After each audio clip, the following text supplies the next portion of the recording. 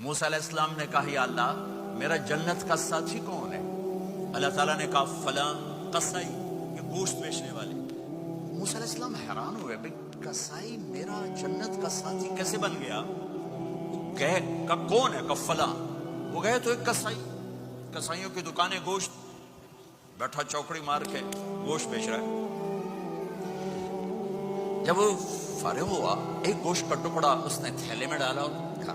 موسیٰ علیہ السلام بھی پیچھے کہنے کہ میں آ جاؤں گا، اور کہا آ جاؤ۔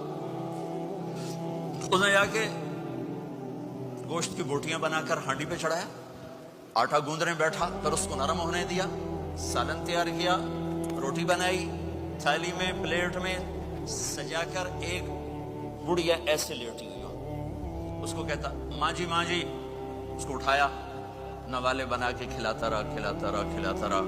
اس نے کہا ہن میری بس، اس نے منہ